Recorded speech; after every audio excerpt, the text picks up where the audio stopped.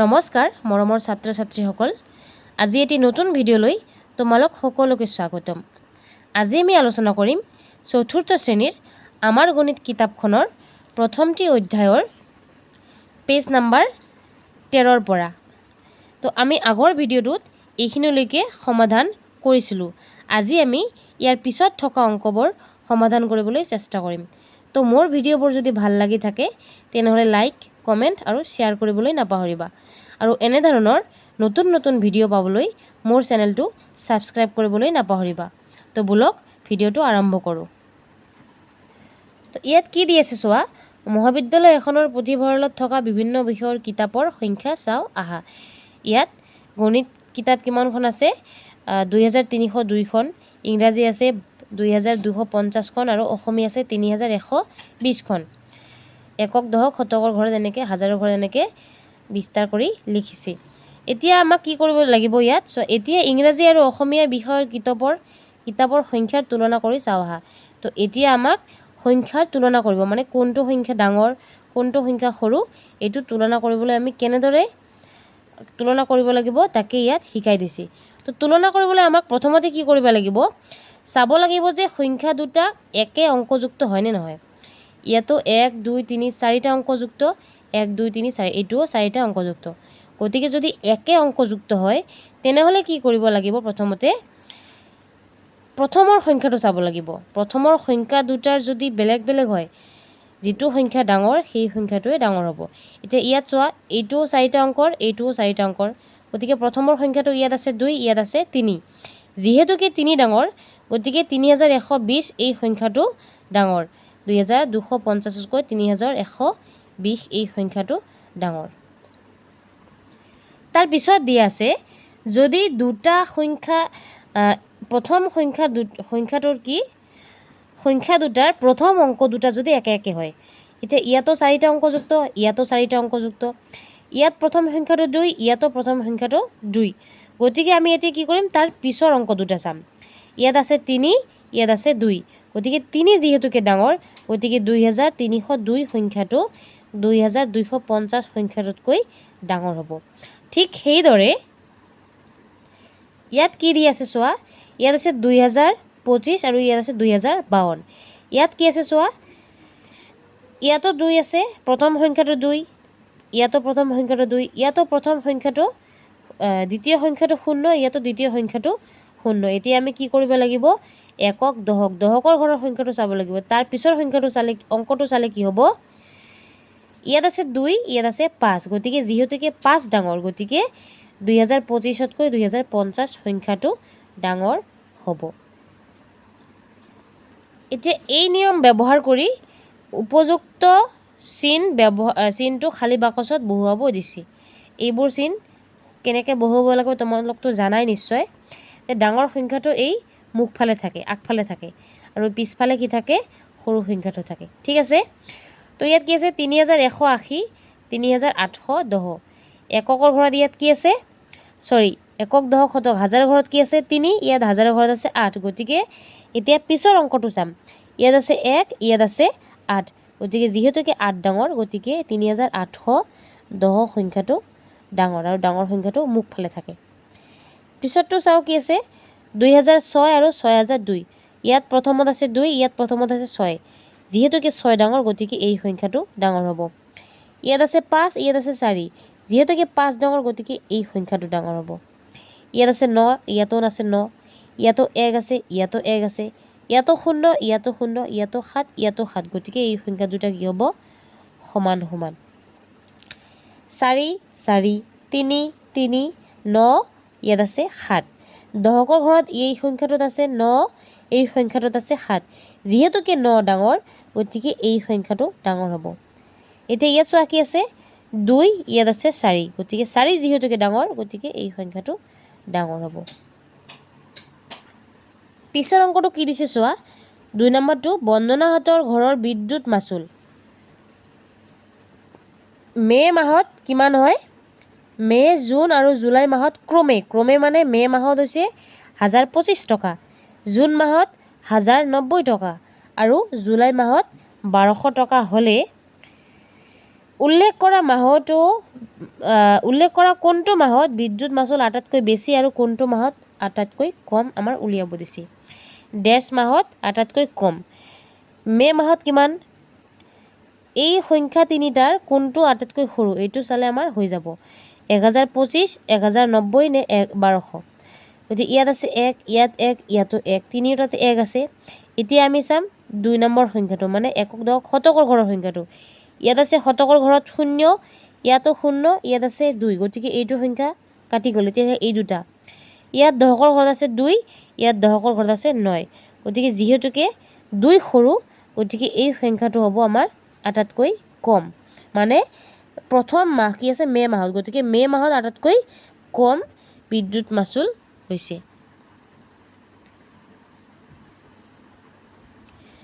কোন মাহত ডাঙৰ হ'ব?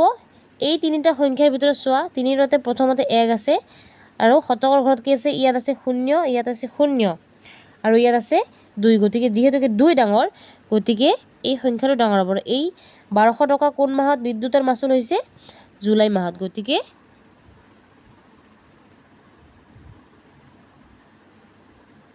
জুলাই মাহত আটাইতকৈ বিদ্যুতৰ মাচুল কম হৈছে। বিদ্যুৎ মাচুল বেছি হোৱাৰ কাৰণ কি বুলি ভাবা? তো বিদ্যুতৰ মাচুল কি কাৰণত বেছি হয় বাৰু? তোমালোকতো নিশ্চয় জানাই। নিশ্চয় সেইটো মাহত লাইট নাইবা ফেন নাইবা মটৰ এইবোৰ আমি কি অলপ বেছি পৰিমাণে ব্যৱহাৰ কৰিছোঁ, সেইকাৰণে বিদ্যুতৰ মাচুল বেছি আহিছে। 3 নম্বৰটো কি দিছে? উপযুক্ত চিন ব্যৱহাৰ কৰি তলৰ সংখ্যাবোৰ ঊৰ্ধ্বক্ৰমত সজোৱা। এই যে সংখ্যাবিলাক দি আছে, ঊৰ্ধ্বক্ৰম মানে সৰুৰ পৰা ডাঙৰলৈ, গতিকে এই সংখ্যা চাৰিটাৰ আটাইতকৈ সৰু কোনটো হ'ব? এইটো 4টা অংকযুক্ত, এইটো 3টা অংকযুক্ত, এইটো 4টা অংকযুক্ত, এইটো 4টা অংকযুক্ত, গতিকে যিহেতুকে এই সংখ্যাটো 3টা অংকযুক্ত, গতিকে এইটো সবতকৈ সৰু হ'ব। 9, 9, 8। তাৰপিছত কি আছে? এতিয়া আমি কি চাব লাগিব? যদি একে অংকযুক্ত সংখ্যা হয়, প্ৰথমৰ সংখ্যাটো চাম আমি। ইয়াত আছে 1, গতিকে ইয়াত 6, ইয়াত 5, গতিকে 1 থকাটো সৰু হ'ব।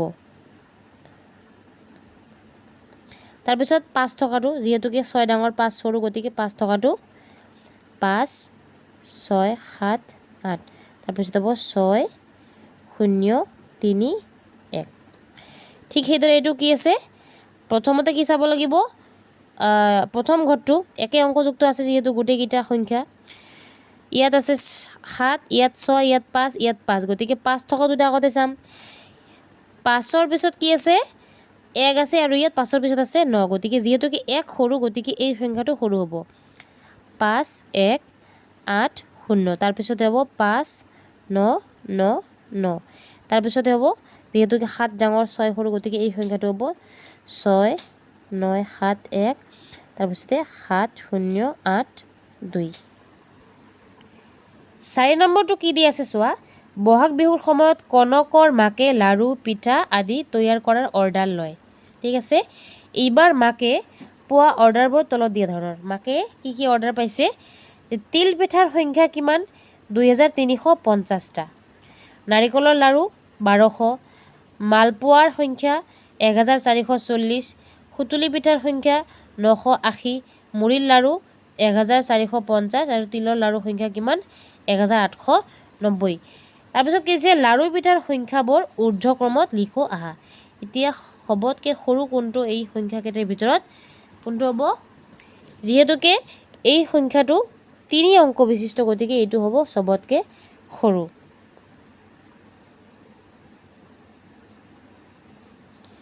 তাৰপিছত কি চাব লাগিব? প্ৰথমৰ সংখ্যাটো চাব লাগিব। তো প্ৰথমৰ সংখ্যাটোত ইয়াত কি আছে? 1, ইয়াতো 1, ইয়াতো 1, ইয়াতো 1। এতিয়া দ্বিতীয় সংখ্যাটো চাম। ইয়াত 2 আছে, 4 আছে, 4 আছে, 8 আছে। যিহেতুকে 2 সৰু, গতিকে এই সংখ্যাটো সৰু হ'ব। 1, 2, 0, 0। এইটো গ'ল, এইটো গ'ল। এতিয়া বাকী থাকিল কি? 1, 1, 1, 4, 4, 8। 8টো বাদ গ'ল। 4 আৰু 4 থকা দুটা আছে। তাৰপিছত কি আছে? 4, ইয়াত আছে 5, গতিকে যিহেতুকে 4 সৰু, গতিকে এই সংখ্যাটো সৰু হ'ব। 1, 4, 4, 0। তাৰপিছত হ'ব এইটো 1, 4, 5, 0। তাৰপিছত হ'ব এইটো, যিহেতুকে এইটো 2 আছে, গতিকে 2 ডাঙৰ, এইটো সংখ্যা নহ'ব, গতিকে এইটো হ'ব 1, 8, 9 0 আৰু তাৰপিছত 2 3 5 0 2350। এতিয়া কি কৰিবলৈ দিছে চোৱা, নাৰিকলৰ লাড়ু আৰু মুড়িৰ লাড়ুৰ ভিতৰত কোনবিধৰ সংখ্যা বেছি? নাৰিকলৰ লাড়ু কিমান আছে? 1200 আৰু মুড়িৰ লাড়ু 1450। কোনবিধৰ সংখ্যা বেছি? 1200 1 2 ইয়াত আছে 1 4, গতিকে এইটো বেছি। কি হ'ব তেনেহ'লে? মুড়িৰ লাড়ু।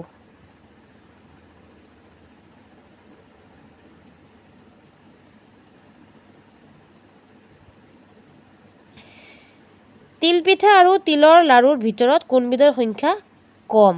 কোনবিধৰ সংখ্যা কম দিছে কিন্তু। তিলপিঠা কিমান? 2350 আৰু তিলৰ লাড়ু 1890। ইয়াত কিমান আছে? প্ৰথম ঘৰটোত 1, ইয়াত আছে কিমান? 2, গতিকে যিহেতুকে 1 কম, আমাক কৈছে কোনবিধৰ সংখ্যা কম। যিহেতুকে 2তকৈ 1 সৰু, গতিকে এই তিলৰ লাড়ু হ'ব। ইয়াত কি হ'ব?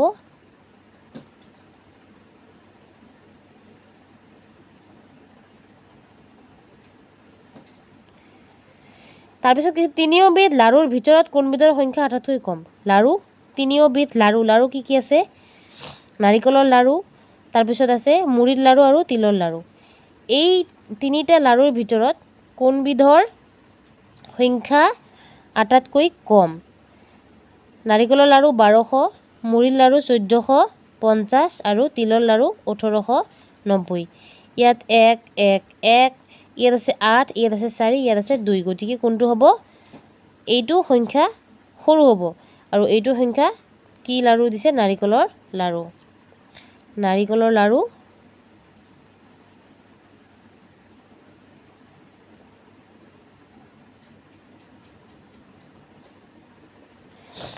তাৰপিছত কি দিছে? অৰ্ডাৰ পোৱা লাড়ু পিঠাৰ কোনবিধৰ সংখ্যা আটাইতকৈ কম? এই যে অৰ্ডাৰ পাইছে, কি পাইছে?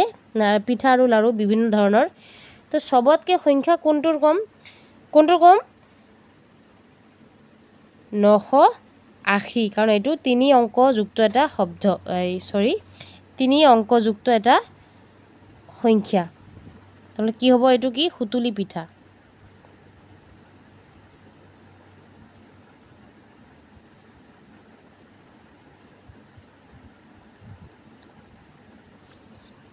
এতিয়া আহোঁ নেক্সট পেজলৈ। নেক্সট পেজত কি দি আছে চোৱা, 5 নম্বৰ, উপযুক্ত চিন ব্যৱহাৰ কৰি তলৰ সংখ্যাবোৰ অধক্ৰমত সজোৱা। আগতে আমি কি কৰিলোঁ? ঊৰ্ধ্বক্ৰমত। এতিয়া কি দিছে? অধক্ৰম। অধক্ৰম মানে কি? ঊৰ্ধ্বক্ৰম মানে আছিল সৰুৰ পৰা ডাঙৰলৈ, আৰু অধক্ৰম মানে হ'ল ডাঙৰৰ পৰা সৰুলৈ। ঠিক আছে? এতিয়া এই যে সংখ্যাকেইটা দি আছে ইয়াত আটাইতকৈ ডাঙৰ কোনটো হ'ব? প্ৰথমৰ সংখ্যাটো 3টা। প্ৰথমতে চোৱা কি আছে?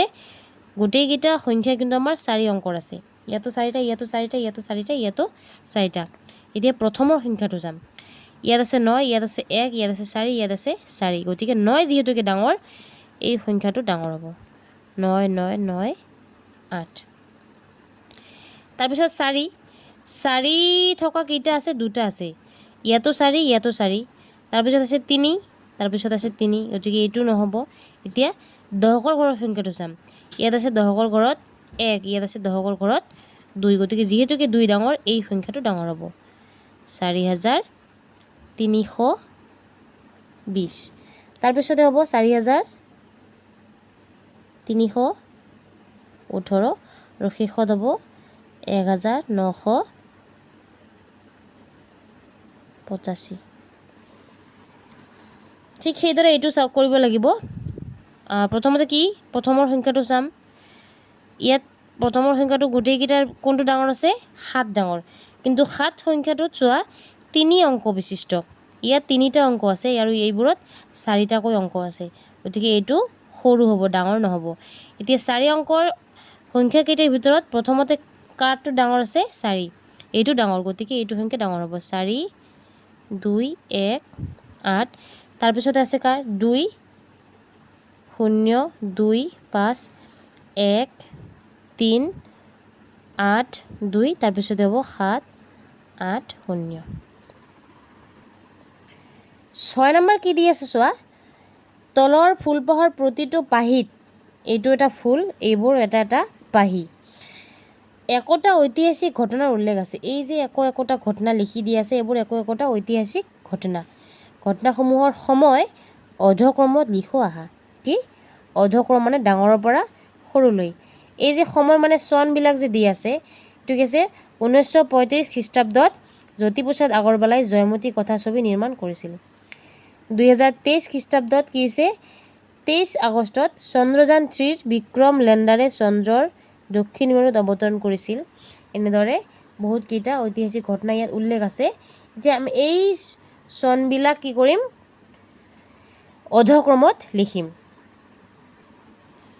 তো চোৱা কি আছে, প্ৰথমতে আমি কি কৰিব লাগিব, অংককেইটা কেইটা অংকৰ আছে, সংখ্যাবিৰ 4টাকৈ অংক, গোটেইকেইটা সংখ্যাই 4টা অংকৰ আছে।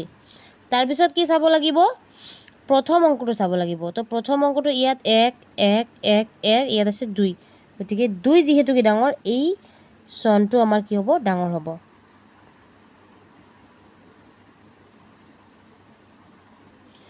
তাৰপিছত কি আছে, এতিয়া 4টা সংখ্যাতে 1 আছে প্ৰথম সংখ্যাটো, দ্বিতীয় সংখ্যাটো 4টা সংখ্যাতে 9 9 9 9 আছে। এতিয়া আমি দশকৰ ঘৰৰ সংখ্যাটোকৈ চাম। দশকৰ ঘৰত ইয়াত আছে 5, ইয়াত আছে 0, ইয়াত আছে 7, ইয়াত আছে 3, গতিকে 7 সংখ্যাটো ডাঙৰ, গতিকে এই চনটো আমাৰ ডাঙৰ হ'ব।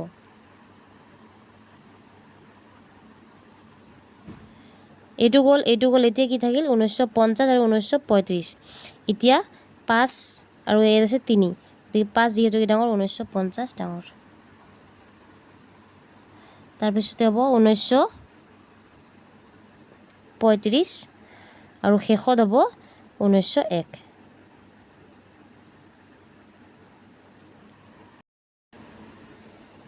পিছৰ অংকত কি দি আছে চোৱা, খালী ঠাইত 0ৰ পৰা 9ৰ ভিতৰত কি অংক বহুৱালে গাণিতিক উক্তিসমূহ শুদ্ধ হ'ব।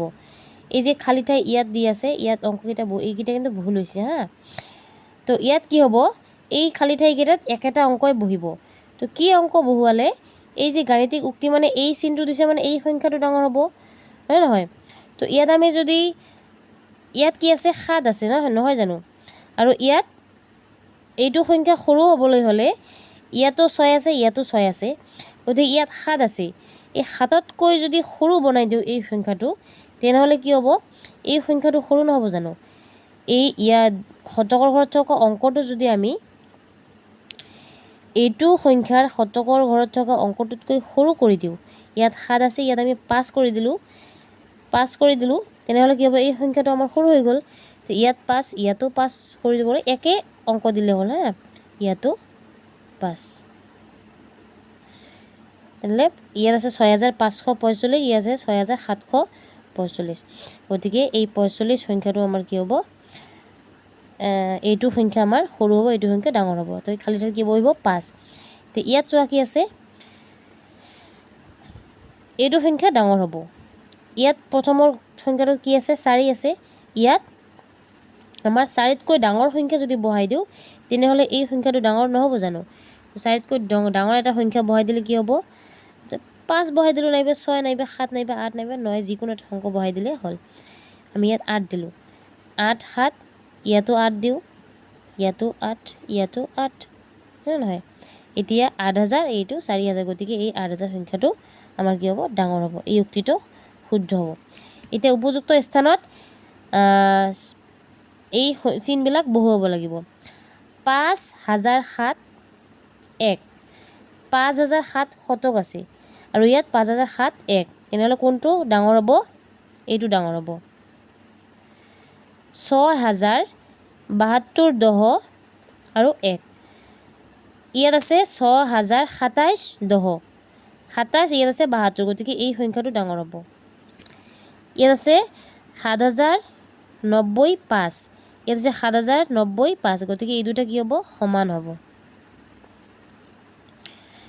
2504 দহ 31, 2504 দহ 31, এই দুটাও সমান হ'ব।